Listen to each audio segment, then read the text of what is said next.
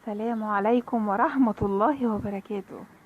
جايلكم النهاردة ووصفة للراحة النفسية. كلنا بنطلب الراحة النفسية، ودي أهم حاجة بجد هتوصلكم لأهم راحة نفسية بجد في حياتكم. ايه هي المكونات بتاعتنا؟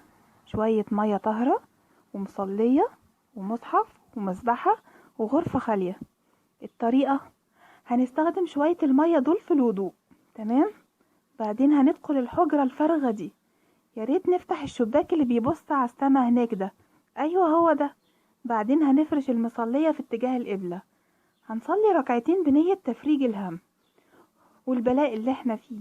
هنخلص الصلاة، نقوم جايبين المسبحة بتاعتنا ونقول عليها 100 مرة لا اله الا انت سبحانك اني كنت من الظالمين، ونقول 100 مرة نصلي على النبي، و100 مرة لا حول ولا قوة الا بالله، ونستغفر 100 مرة، ونصلي على النبي عليه أفضل الصلاة والسلام 100 مرة، ونفتح المصحف عشوائيا ونقرأ صفحة اللي عينينا تيجي عليها وناخد منها رسائل ربنا لينا.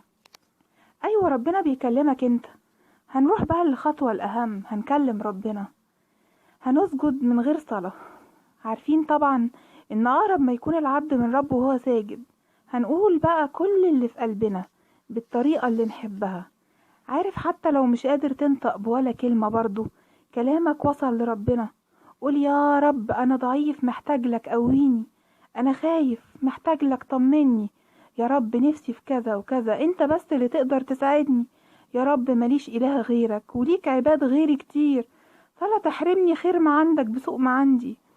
خلصت الحاجات دي، روح بقى على الشباك، اياه فاكره؟